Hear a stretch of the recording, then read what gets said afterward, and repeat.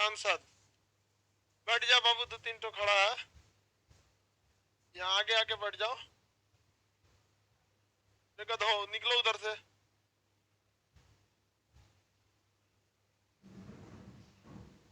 मेरे आने से पहले बैठ जाया करो।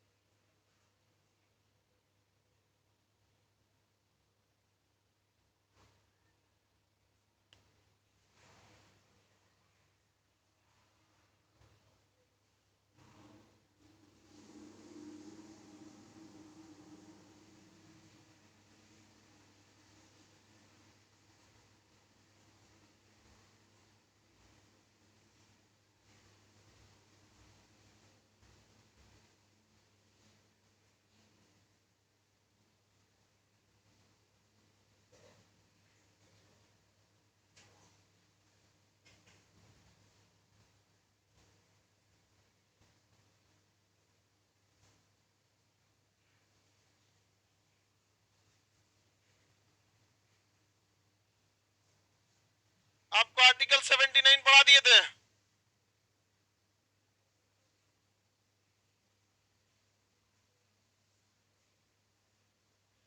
आज आपको 80, 81, 82 संसद की चर्चा आर्टिकल संख्या कितने में है?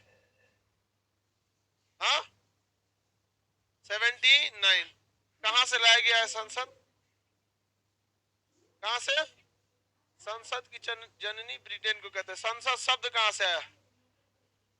फ्रांस से आया। भारत की संप्रभुता संसद के बाद। किसी विदेशी संधि समझौते को किससे पूछ के लागू करेगी? बिना किसी पूछे, बिना किसी से राय मशवरा किए लागू कर देगी। कौन? संसद उसे लागू कर देगी। समझ में कि संसद को भंग करने का अधिकार प्रधानमंत्री की सलाह पे राष्ट्रपति के पास है।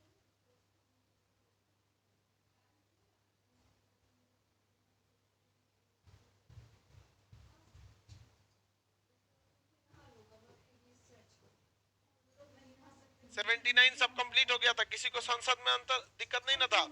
संसद के कितने अंग थे? हाँ, संसद के कितने सदन थे? 2 सदन थे, लोकसभा और राज्यसभा। कल संसद के बारे में बता दिए थे हम, लोकसभा और राज्यसभा। अब इनके बारे में डिटेल से आपको बताना चालू करते हैं। लोकसभा क्या है, राज्यसभा क्या है।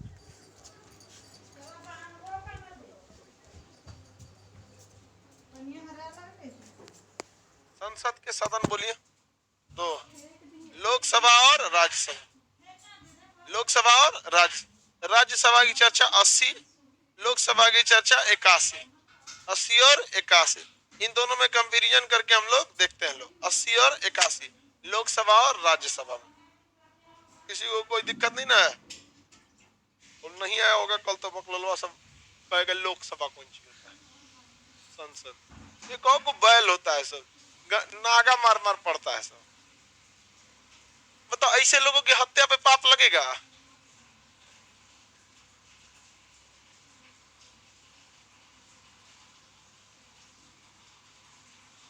दोनों में अंतर करके हम लोग देखते हैं।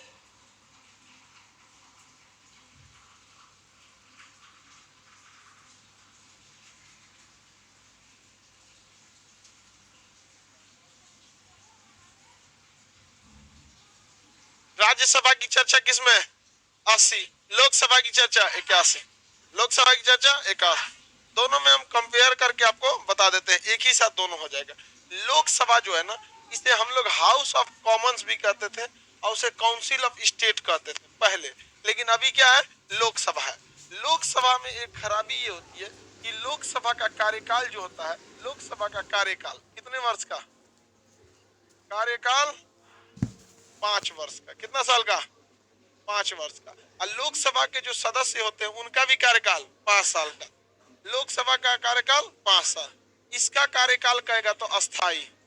क्या है? अस्थाई। इसका कार्यकाल कैसा है? अस्थाई। इसका कोई फिक्स, जब तक रहेगा तब तक ये रहेगा। ये क्या हो गया? अस्थाई हो गया। क्या हो गया? अस्थाई। अगर इसके सदस्य की बात करेंगे तो इसके सदस्य का कार्यकाल कितना होता है? 5 साल। इसके सदस्य का कार्यकाल 5 साल। सदस्य का कार्यकाल 5 साल होता है। और इसके सदस्य का कार्यकाल, इसके सदस्य का कार्यकाल 6 साल होता है। अब दोनों में अंतर समझिएगा। कहेगा कि लोकसभा के सदस्य का कार्यकाल,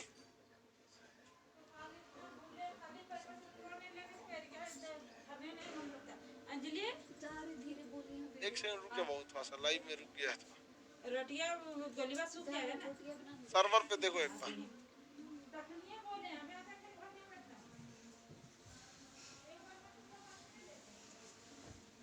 आज वाला थोड़ी है ये।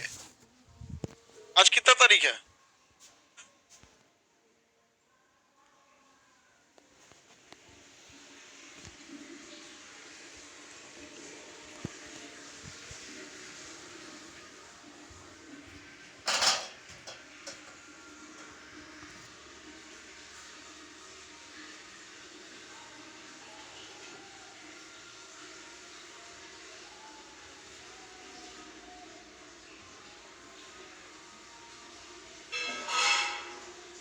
एक सेकंड, वो लाइव में थोड़ा सा गड़बड़ हो गया है। 1 मिनट सही हो जाए।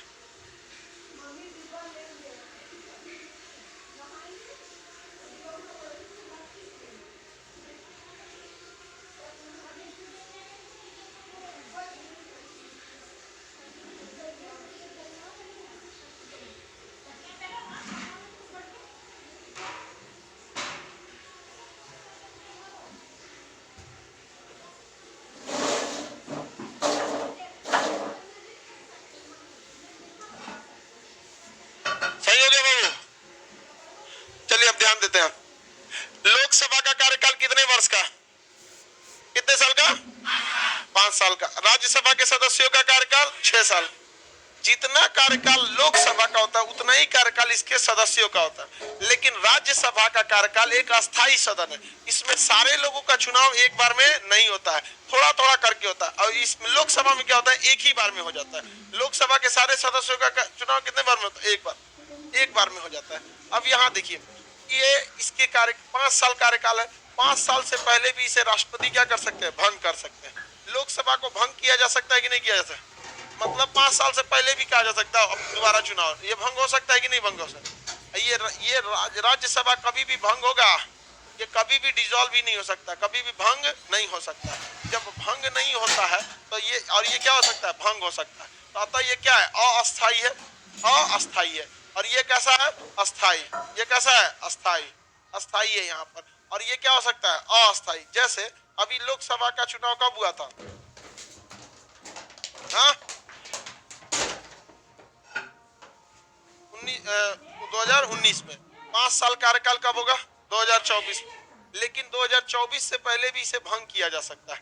कहा जाता है कि लोकसभा के चुनाव में तब तक ही वो 5 साल का कार्यकाल पूरा कर रखा है जब तक कि शासन कर रही सरकार के पास बहुमत हो। बहुमत का मतलब होता है 273 सीटें। 273 सीट मतलब 50% सीट होना चाहिए। अगर हमारे प्रधानमंत्री नरेंद्र मोदी अभी हैं, अगर इनके पास 273 जो सीट है, 273 सीट से हट जाए, कम हो जाए, 273 सीट से कम हो जाए, मान के चलिए 200 सीट बचे, तो उस कंडीशन में इन्हें किसी दूसरी पार्टी से समर्थन लेना पड़ेगा। अब किसी से समर्थन ले ले, मायावती जी से ले ले, मुलायम सिंह से ले, किसी से समर्थन ले, लेकिन इन्हें क्या करना पड़ेगा? 1 महीने के अंदर अंदर समर्थन लेना पड़ेगा। यदि इन्हें किसी ने समर्थन नहीं दिया तो इनकी कार्यकाल क्या 2024 तक चलेगा? नहीं। इसको राष्ट्रपति पहले ही भंग कर देंगे, कहेंगे आप समर्थन नहीं जुटा पाए, जाइए। अब 6 महीने के अंदर चुनाव की क्या हो जाएगी? घोषणा हो जाएगी। किसी को कोई दिक्कत है? आगे बढ़ जाए। तो लोकसभा का कार्यकाल 5 साल का होता है। उसके अंदर बैठने वाले सदस्यों का भी कार्यकाल 5 साल होता है। लेकिन वो 5 साल तभी रहेगा जब शासन कर रही सरकार के पास कितनी सीटें हो? 273। ऐसे अटल बिहारी वाजपेयी भी शासन कर रहे थे, 13 दिन में सरकार गिर गई थी, उन्हें 273 सीटों की जरूरत थी। रामविलास पासवान अगर साथ दे देते तो उनको 5 सीट कम हो रहा था, 5-7 सीट कम था उस समय। रामविलास पासवान ने समर्थन ही नहीं दिया, उनकी सरकार क्या हो गई 5 साल से पहले 13 दिन के लिए 13 दिन में ही गिर गई। एक बार 3 साल में गिरी, एक बार 5 साल तक पूरा का पूरा कार्यकाल को उन्होंने चलाया था। समझ में आ रहा है कि नहीं आ रहा है? तो लोकसभा भंग हो सकता है किस शर्त पर? जब बहुमत नहीं है तब। क्या अभी भंग होगा? प्रचंड बहुमत है नरेंद्र मोदी के पास, समझ में आ गया कि नहीं? और उसके बाद समर्थन भी अलग अलग लोगों का अलग ही से है, समर्थन भी है कई पार्टियों के साथ, क्या है समर्थन है, कह रहे हाँ सर कांग्रेस के साथ। लड़का सब इतना सीधा होता है, सब बकलोल है, सब सीधा है। तुम सीधा है बेचारा, बहुत ही सीधा है। ये अस्थाई और अस्थाई में अंतर समझ में आ गया? अब कोई भी चीज अस्थाई है, टेम्पोररी है, तो आप उसे उच्च थोड़ी कह सकते हैं, निम्न कहेंगे। तो ये लोअर हाउस है, निम्न सदन है। कौन सा सदन है? लोअर हाउस यानी निम्न सदन है। और ये क्या है? अस्थाई है, तो अतः इसे क्या कहते हैं? उच्च सदन। तो ये कौन सा सदन है? ये हो गया आपका उच्च सदन। निम्न सदन और उच्च सदन, निम्न सदन और उच्च सदन है। किसी को कोई दिक्कत नहीं है? निम्न सदन हो गया और वो कौन सा हो गया? उच्च सदन हो गया। लेकिन एक समस्या यहाँ ये आ जाती है, आगे भी समझते हैं। आपको अगर सरकार बनानी है तो आपको बहुमत लोकसभा में जुटाना है या राज्यसभा में? जब 2014 में बीजेपी की सरकार बनी थी तो उसका राज्यसभा में बहुमत ही नहीं था, राज्यसभा में बहुमत नहीं था, उसका बहुमत केवल कहाँ था? लोकसभा। इसलिए 2014 से 19 के दौरान जो एनडीए 1 की सरकार थी, बताया था ना एनडीए 1 यूपीए 1, अभी कौन सा चल रहा है? एनडीए 2।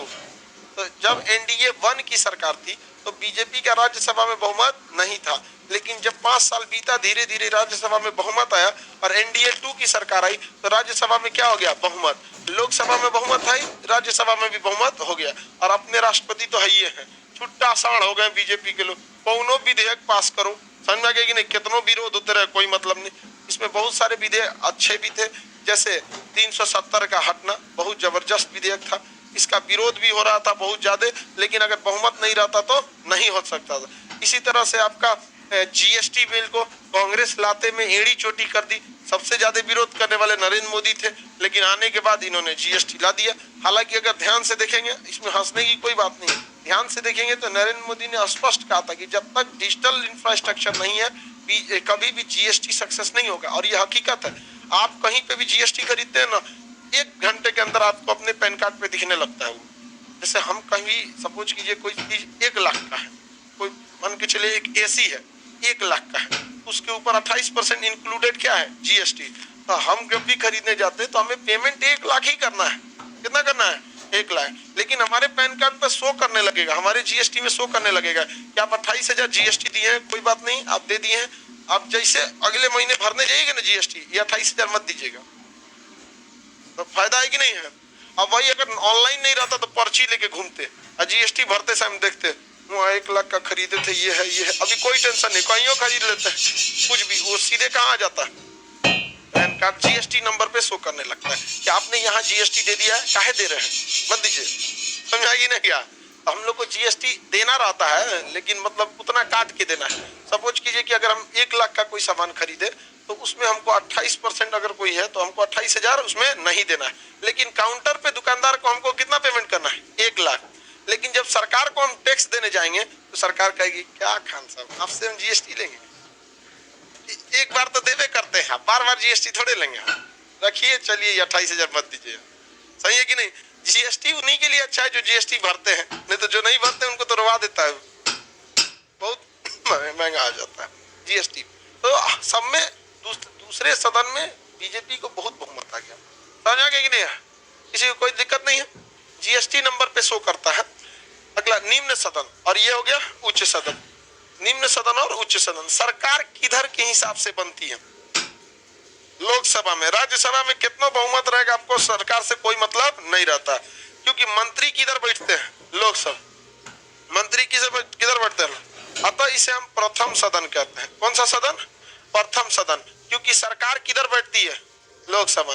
अतः सरकार मतलब मंत्री लिख दे कि सरकार लिखे, सरकार लिख देते हैं, मंत्री तो इसी में आ जाएंगे लोग। बताइए, प्रथम सदन में लोकसभा, प्रथम सदन लोकसभा, इसे क्या कहेंगे? द्वितीय सदन, सेकेंडरी हाउस, द्वितीय सदन। समझ में आ गया कि नहीं? द्वितीय सदन क्यों कहते हैं? क्योंकि उसके बहुमत ले आने से आपको कोई फर्क नहीं पड़ता है, आपको सरकार बनाने का मौका नहीं दिया जाएगा। जब भी बहुमत काउंट करते हैं तो किधर का करते हैं? लोकसभा में। राज्यसभा में बहुमत देखते हैं नहीं, जिस वजह से इसे क्या कहते हैं? निम्न सदन। कौन सा सदन? सॉरी, द्वितीय सदन। द्वितीय सदन, ऐसे क्या कहेंगे? उच्च सदन। दोबारा आप याद रखिए आप लोग, लोकसभा का कार्यकाल 5, राज्यसभा का अस्थाई, लोकसभा के सदस्य का और राज्यसभा के सदस्य का 600। लोकसभा भंग हो सकता है कि नहीं? अतः ये क्या है? राज्यसभा भंग होगा, अतः क्या है वो? ये अस्थायी होने के कारण निम्न सदन, या अस्थायी होने के कारण उच्च सदन। इसमें बहुमत की सरकार आता प्रथम सदन, इसे बहुमत के कोई मतलब आता, इसे द्वितीय सदन। तृतीय सदन बोलता है, द्वितीय सदन। कौन सा सदन? फ्रांस में था तृतीय सदन, जिसे लेफ्ट कहा जाता था। अभी वाम दल की सरकार वगैरह सुने होंगे, आपको वर्ल्ड हिस्ट्री में तो पढ़ाई दिए हैं, पढ़ाए कि नहीं पढ़ाए? यहाँ तक हो गया। ये मेन चीजें थी इसके लिए। इसमें आने के लिए 25 साल आयु होना चाहिए, कम से कम कितना होना चाहिए? 25 साल। अतः इसे युवाओं का सदन कहते हैं। कौन सा सदन? युवाओं। इसमें जाने के लिए 30 साल आयु होना चाहिए। 35 नहीं भैया, 35 राष्ट्रपति उपराष्ट्रपति यहाँ पे। अतः इसे बूढ़ों का सदन कहते हैं। कौन सा सदन? बूढ़ों का सदन। 30 साल बाद आदमी में बचता कौन चीज रहेगा? कौन चीज? देखो, इंसान की जीवन जो है मुख्य रूप से 60 साल, 60। ओकरा बाद कौन चीज करता है? 70 मान लो, चलो तुम लोग को 10 एक्स्ट्रा दिए तो मान के चलो कितना? 70 साल। एकरा बाद जिंदगी यही ना है। अगर आप इसमें ध्यान से देखिएगा तो इसमें से लास्ट का जो 20 साल है वो कोई काम का नहीं है, आपके पर्सनल काम का नहीं। आप अधिकारी वगैरह बन जाएंगे तो आप ड्यूटी भले कर सकते हैं, आपके खुद किसी खास काम का नहीं है। 20 साल इधर का कोई काम का नहीं। 30 साल कोई जी गया शुरू में, 50 तो गया, बचल कौन ची? 20 बच लो, 20। जिंदगी सीखने का नाम है। जिस दिन आप सीखना बंद कर दिए, आपकी जिंदगी खत्म। आखिरी सांस है तक आपको हमेशा क्या करते रहना है? सीखते रहना। सीखते रहिए नया नया चीजों को, और सीखते ही जाएंगे। अभी यहाँ पे समझ रहे? तुम छोटा लड़का कब कौता क्लास?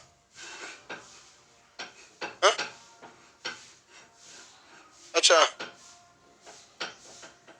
कितना दिन पहले एडमिशन लिए? अच्छा, अभी दूसरा का क्लास होगा?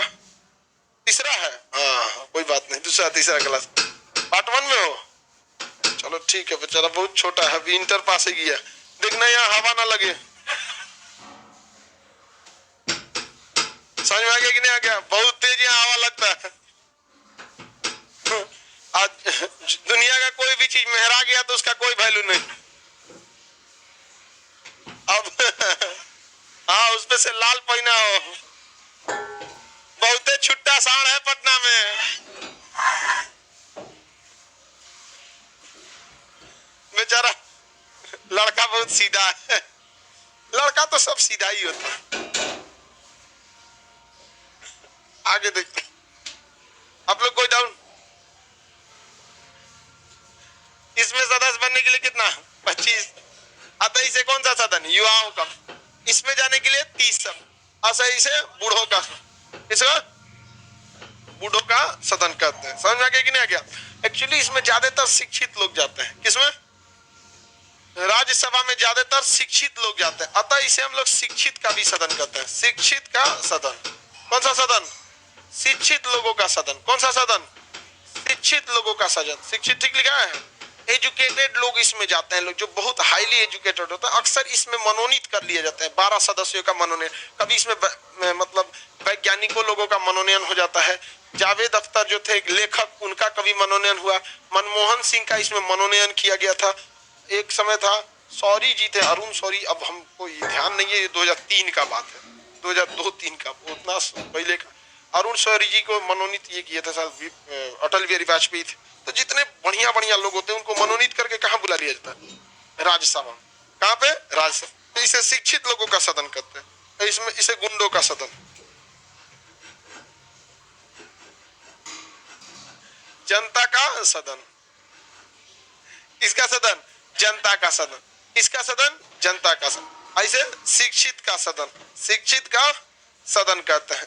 सोचिए, ये तो बकलोल का ये हो जाएगा। बकलोल कैसे होता है? बहुत होशियार होता है, बहुत ज्यादा होशियार होता है।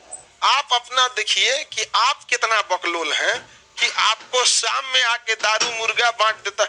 हमको ससुरा कोई करोड़ रुपया दे देना, तुम हमको वोट दे देना, हम नहीं देंगे उसको। कभी नहीं हो कहेंगे कि पैसा ना लेंगे। अच्छा लाओ ना यार, ले आओ यहाँ पे। समझ में आ गया कि नहीं आ गया? हाँ, वहां पे हमारे मित्र थे विपिन सर, वो एकदम टेंशन में थे। उनका कहना था कि यहाँ का आदमी पैसा लेके वोट दे देता है, सब दे देता है। वहां पे 4-4 हजार बांट देता है। हमसे कहे कुछ करिए, हम कहे कोई बात नहीं। सबको बोल दिए वहां जाके कि सबको पैसा लेना है, कोई पैसा नहीं ले। तो जो मुखिया 1000 बांटता था उससे गांव का आदमी 4000 रुपया लिया, जिता दिया उनको। वो कह रहे थे कि वोट पैसा मतलब क्या महाराज, आप मैथ के मास्टर हैं, आपको चाणक्य नीति हम समझाते हैं, चलिए। नहीं समझे? लेवो करो। हम कहे कि 1000 कोई देगा तो ना, इतना में तो बकरी ना बेचाएगी। कम से कम कितना लेना है? 4। सब लोगों ने कितना रुपया लिया? 4। समझ में आ गया? वोट दिया अपने मन से। तो कैसे आप इनको बेवकूफ करते हैं? सोचिए आदमी कितना बेवकूफ है। हमरा देना कोई हेलीकॉप्टर दे देगा तब वो ना देंगे क्या? बात ईगो पे आ जाती है। खरीद रहा है रे हमको। समझ में आ गया कि ना? सब हमारी तरह नहीं है। पैसा लेने के लिए काहे मना कर रहे हैं? क्या दिक्कत है भैया? बेच रहे हो खुद को, बेच कैसे सकते हो ना अपने आप को? तुम्हारा अधिकार है वो वहां पे। और लोगों को ये चीज जागरूक करना चाहिए।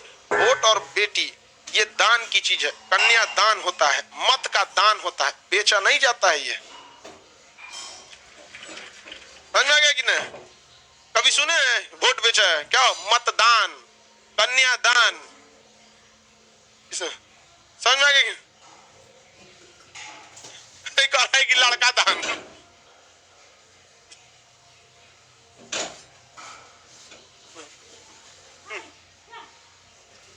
आगे बढ़े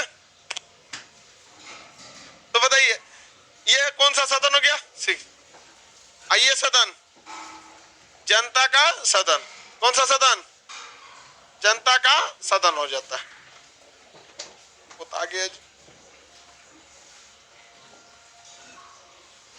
इसे हम लोग कहते हैं प्रत्यक्ष सदन। कौन सा सदन? प्रत्यक्ष सदन। मतलब डायरेक्ट जनता इसमें क्या करती है? वोट डालती है। प्रत्यक्ष सदन इसे क्या कहेंगे? अप्रत्यक्ष, अप्रत्यक्ष सदन। ये प्रत्यक्ष जल्दी लिखा गया, देर में लिखा है। अच्छा अ लगा था, वो हमको लगा कि गलती हो गया कोई। तो ये कौन सा सदन हो गया? अप्रत्यक्ष। अब वो कौन सा सदन? प्रत्यक्ष सदन। दोनों में कुछ भी आंसर मुझे बता सकते हैं कि नहीं? दहेज लेके लड़का बेचा जाता है, सही है? गलत बात क्या? दोनों की गलती है,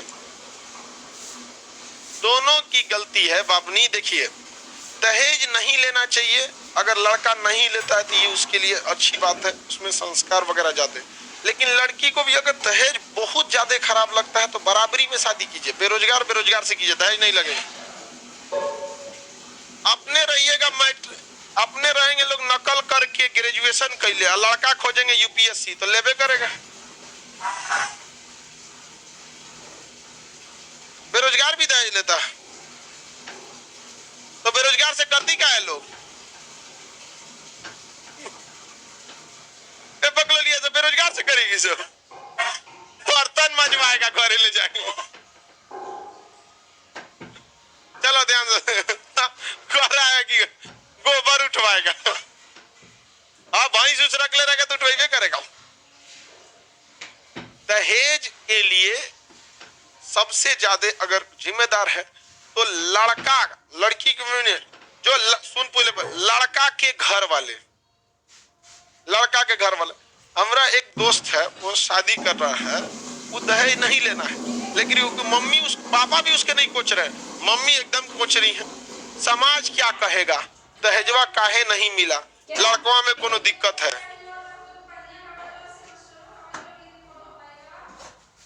समाज के बारे में आप जो सोचते हैं ना, समाज आपके बारे में कुछ नहीं सोचता। सही बताते हैं, ये आपकी गलत फहमी है। एकला चलो, समझ में आ गया कि नहीं सर? देखिए, जंगल में हाथी सबसे बड़ा है, चीता सबसे फुर्तीला, जिराफ सबसे लंबा, अजगर सबसे सांप किसी को घोंट सकता है सबसे भयानक। ये कोई भी खूबियां शेर में नहीं है, लेकिन फिर भी वो राजा है। जानते हैं क्यों? वो ससुरा सोचता है कि हम राजा हैं, बाकी को लगता है कि हमरा में कोई कमी, वो कहता हमरा में कोई कमी नहीं, जबकि उसमें कमी ही कमी है। किसी चीज में आगे नहीं है, ना शरीर में, ना वजन में, ना फुर्ती में, ना लंबाई में, ना ऊंचाई में, ना आयु में, ना ताकत में, किसी चीज में नहीं, लेकिन अगर लगता है कि हम राजा है। समझ में कहता है, हम उसको बस क्या कॉन्फिडेंस है।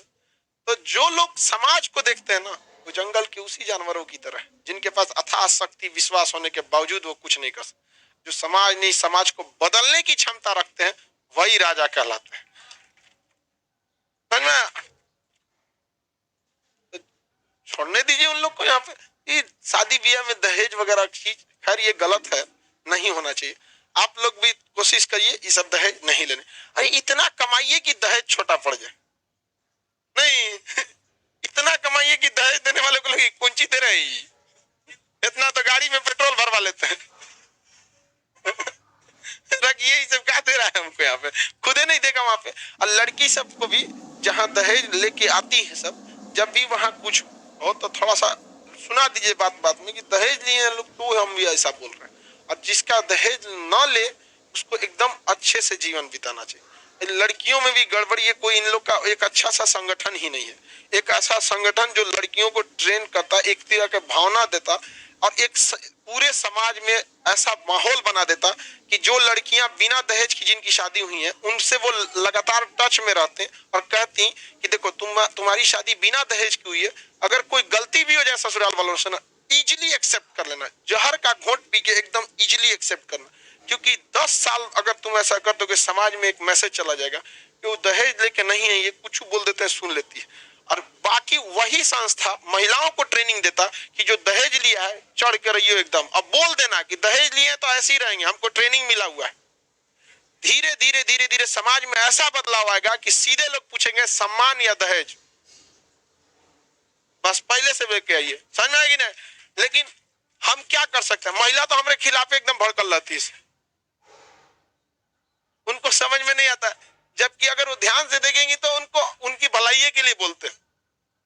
लेकिन नहीं, ये सबका बस चले तो गिरा देगी से छतवा पे से हमको इसलिए देखो लड़की सबके आगे भी एक लाइन लड़का बैठाते हैं, अपनी सुरक्षा अपने हाथ में। सबको नहीं डांटे बोलेंगे ना, गिरा देगी से छतवा पे, सबसे पहले यही ढकेलेगी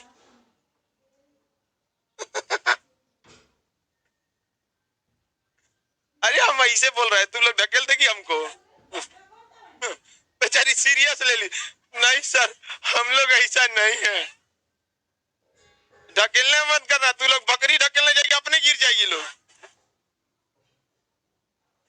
कहां से ढकेलेगी सर ईटा चलाने को कोट आदमी ढकेलेगी सब। चलो ध्यान से जाओ,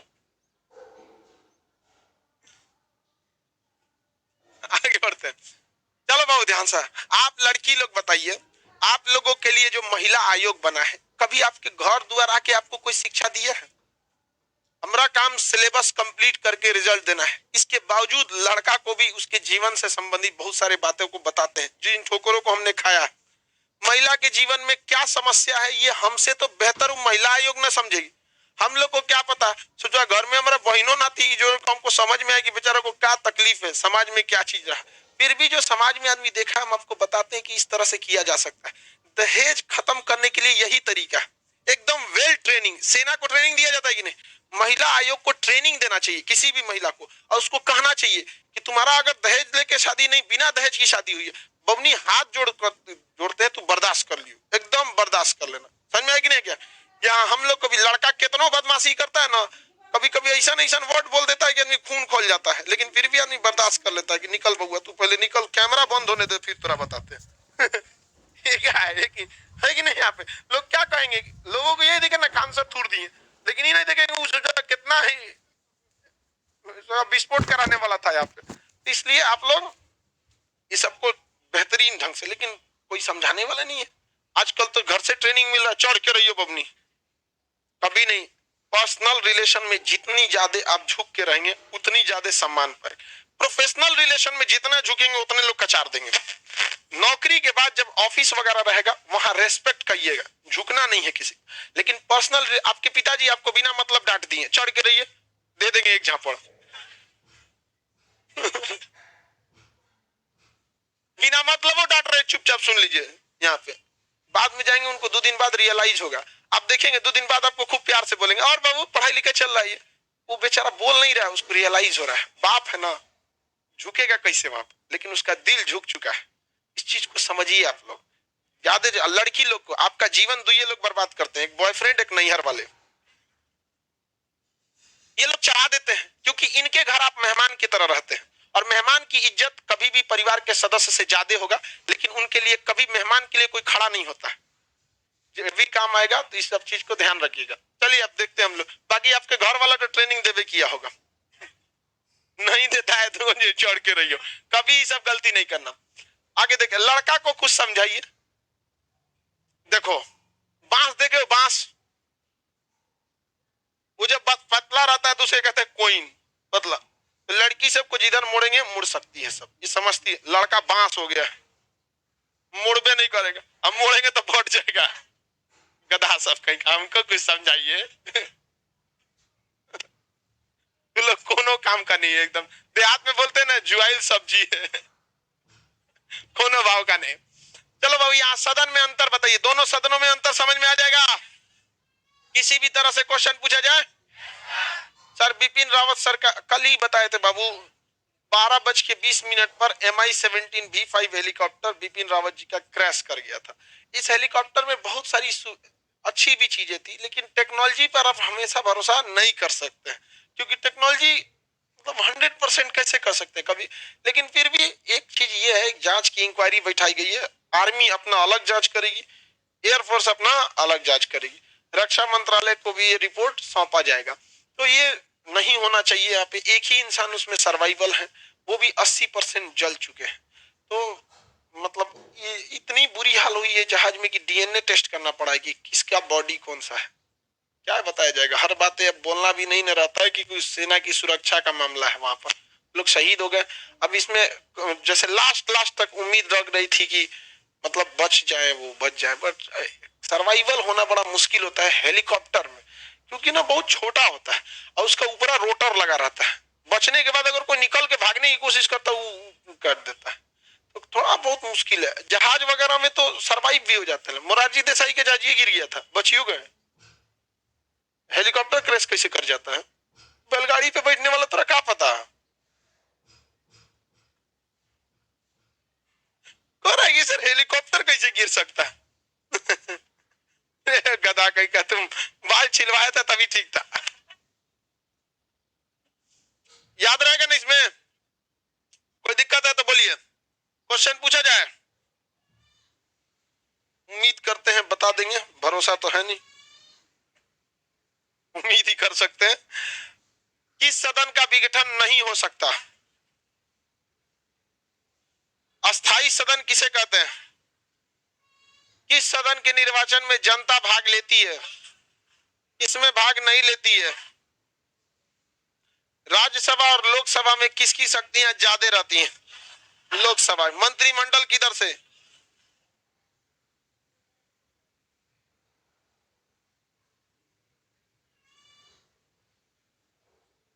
किसके? अच्छा ये बताइए, लोकसभा का चुनाव लड़ने के लिए क्या उस राज्य का निवासी होना जरूरी है?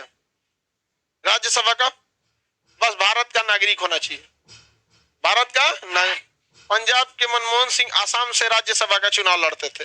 गुजरात के नरेंद्र मोदी बनारस से क्या रखते थे, चुनाव लड़ते हैं। समझ में आ गया कि नहीं आ गया? तो कहीं से किसी का भी व्यक्ति कहीं से भी क्या कर सकता है, चुनाव लड़ सकता है। राज्यसभा में कितने सदस्यों का मनोनयन? हाँ, 12 सदस्यों का मनोनयन करते हैं। और लोकसभा में,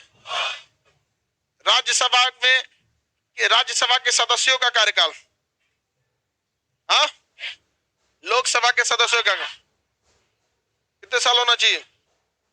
5 साल होना चाहिए।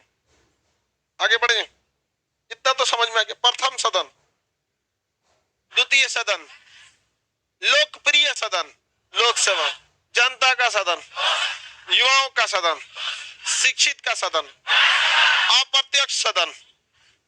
मंत्री किधर बैठते हैं? लोकसभा के लिए आयु, हाँ, 25 वर्ष। राज्यसभा के लिए निम्न सदन, लोकसभा, उच्च सदन, अस्थाई सदन, अस्थाई, द्वितीय सदन, राज्यसभा, प्रथम सदन, किसी को कोई दिक्कत नहीं। आगे बढ़ जाए। एक व्यक्ति कहीं से भी चुनाव लड़ सकता है, उसको दिया गया है 2 ऑप्शन। अगर उसको डर लगता है कि हम यहां से हार मत जाएं, तो वो क्या कर सकता है, 2 जगह से चुनाव लड़ सकता है। एग्जाम्पल के तौर पर राहुल गांधी को आंतरिक रूप से आभास हो गया था कि वह उत्तर प्रदेश की अमेठी सीट हार जाएंगे। स्मृति ईरानी वहां पर उनको टक्कर दी थी पिछले ही बार, तो इस बार उनको लग गया था कि क्या हो जाएंगे, हार जाएंगे। इसलिए वो उत्तर प्रदेश के अमेठी से चुनाव लड़े, लेकिन साथ साथ अपने सिक्योरिटी के लिए वो कहां से लड़ गए, वायनाड से, केरल के वायनाड से। यहां से भी एक फॉर्म भरे, एक यहां से भी। लेकिन एक एसएससी का विद्यार्थी, रेलवे का विद्यार्थी 2 बोर्ड से फॉर्म भर दिया, पकड़ा गया तो गया काम से। पहले बिहार में भरता था ना, अभी मतलब आज से 10-15 साल पहले जो वैकेंसी जाती थी उसमें ऐसा होता था। तो लेकिन नेता सबको देख रहे हैं, ये 2 जगह से, ये समझता, इस चीज को एकदम खत्म कर देना चाहिए। मतलब जितेबे करेंगे ओकरा, समझ में आ गया कि नहीं गया? नरेंद्र मोदी ने भी 2 जगह से चुनाव लड़ा था, एक बड़ोदरा से, दूसरा बनारस से। हालांकि वो तो कहीं से लड़े तो जीत जाएंगे। समझ में आ गया कि नहीं गया? कहीं से लड़ जाए तो जीत जाएंगे भाई, वर्चस्व है उनका। सब देखिए, नरेंद्र मोदी के जीतने में मतलब बीजेपी केवल प्रेरित करती है, आप इनको वोट दीजिए, और विपक्ष मजबूर कर देता है कि इन्हीं को दे दो।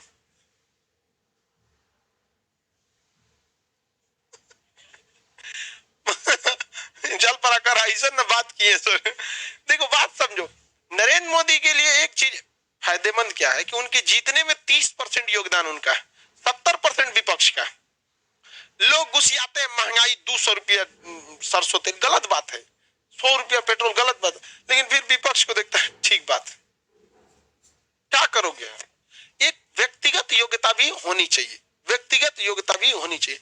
उस हिसाब से देखेंगे भारत में तो नीतीश कुमार ठीक है भाई। बिहार में तुम्हारा है क्या चीज, मतलब इनकम का सोर्स खेती, खरे से पैसा लाएंगे।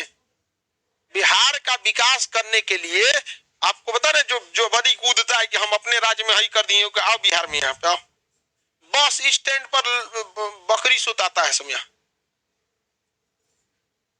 क्या कीजिएगा यहाँ पे?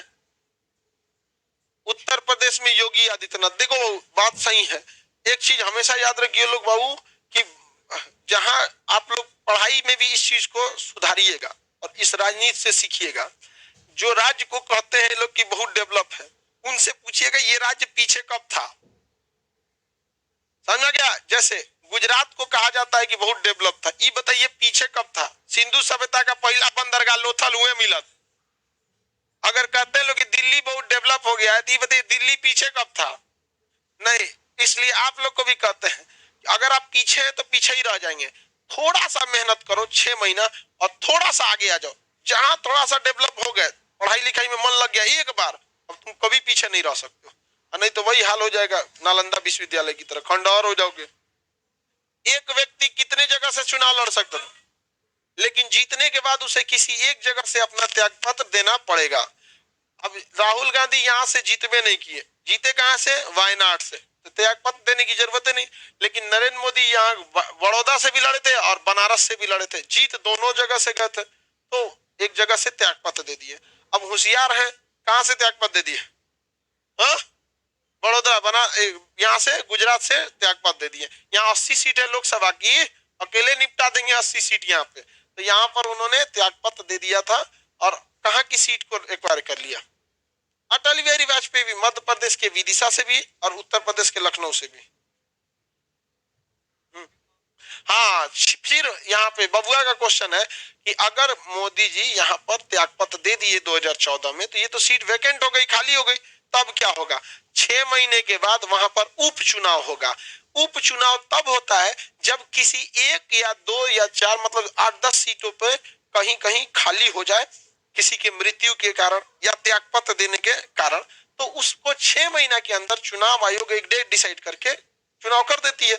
जैसे बिहार में जो मेवालाल चौधरी थे, वहां पे तारापुर सीट से, बिहार में भागलपुर के पास जगह है तारापुर, भागलपुर के पास है तारापुर, वहां का सबसे बड़ा शहर भागलपुर हो जाएगा वहां पे। तो वहां पर सीट खाली हुई क्योंकि उनकी कोरोना काल में मृत्यु हो गई थी मेवालाल चौधरी की, तो वहां खाली हो गया। तो निर्वाचन आयोग ने कहा कि भैया यहाँ पर हम क्या करेंगे? उपचुनाव कराएंगे। तो जो छोड़ेंगे वहां पर 6 महीने के अंदर क्या होगा?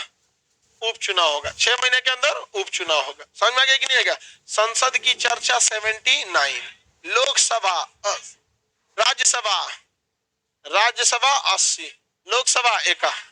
अब इसमें योग्यता याद करने की आपको कोई झमेला ही नहीं है, दोनों के लिए योग्यता कॉमन है। भारत का नागरिक, पागल दिवालिया न हो, लाभ के पद पर न हो, अपराधी 2 साल से ज्यादा की सजा न सुनाई गई हो। 1 साल की सजा है तो कोई दिक्कत नहीं है, 1.5 साल की है तो कोई दिक्कत नहीं, 2 साल से ज्यादा का है तो दिक्कत है, 2 साल से ज्यादा का रहेगा दिक्कत, मतलब बड़ा अपराध किए। बस अंतर क्या है कि राज्यसभा के लिए 30 साल और लोकसभा के लिए, बाकी सब क्या है? कॉमन। भारत का क्या हो? नागरिक हो, पागल हो, दिवालिया, लाभ के पद पर हो, अपराधी हो, अपराधी हो, 2 साल की सजा न हो, अपराधी हो किंतु 2 साल से ज्यादा की सजा, 2 साल से ज्यादा की सजा न हो। हरियाणा में लोग जेल से चुनाव लड़ लेते हैं, सजा नहीं हुआ होगा, नहीं समझे? बिहार में भी तो हो जाता है। बिहार में आओ, कभी अनंत सिंह से मिलाते हैं तुमको। हरियाणा में बोल रहा है तुमको। कभी आके मिलो यहाँ पे तुमको, फिर तुमको समझ में आएगा। तुम भूल जाओगे कि फिल्म देख रहे हो कि रियल दुनिया है।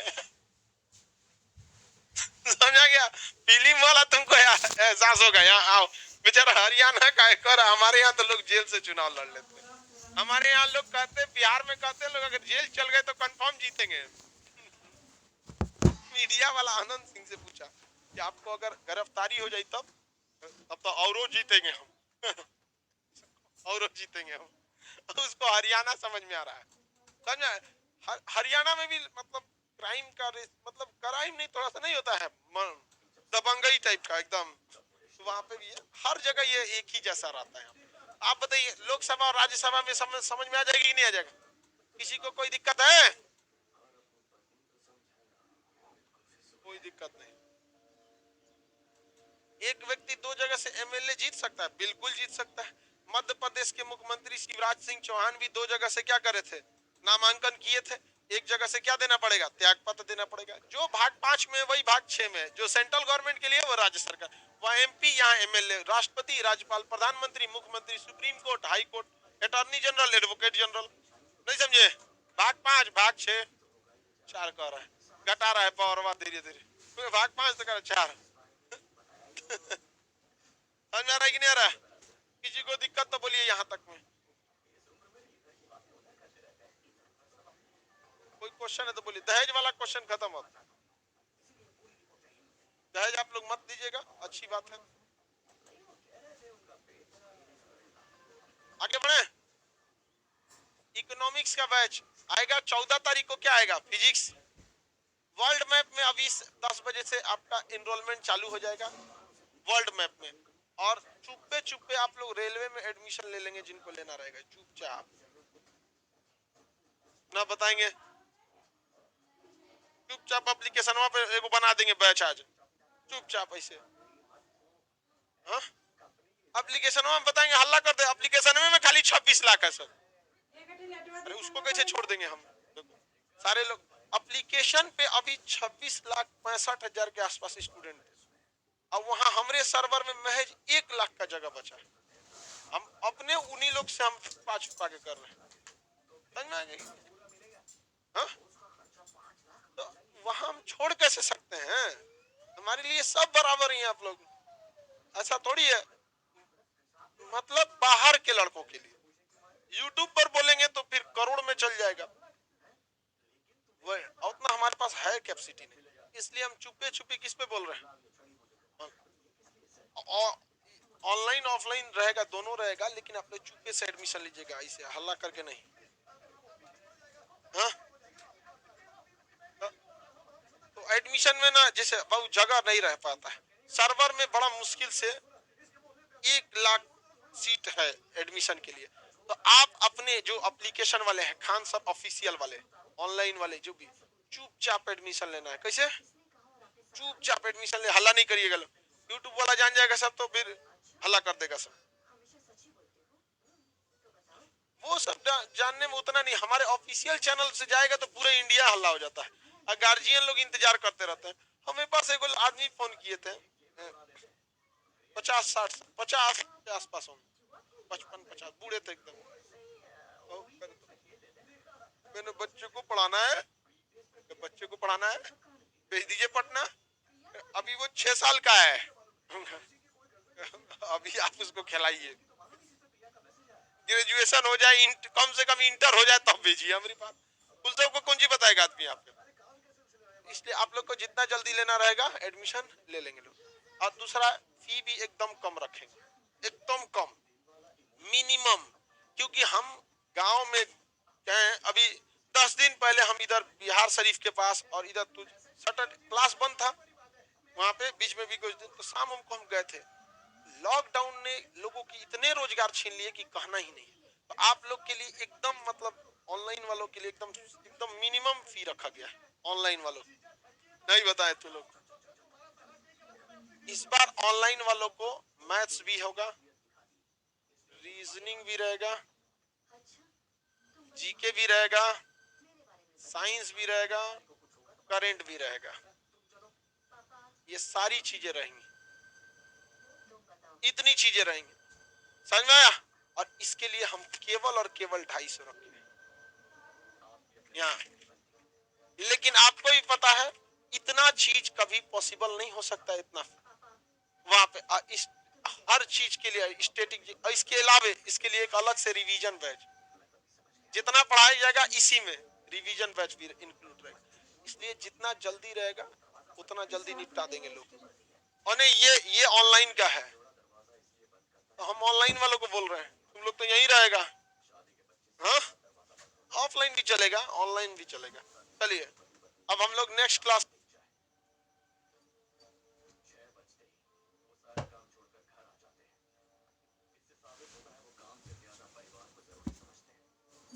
थोड़ा सा स्नैपचैट देखेंगे, हम वही देखने के लिए आए थे।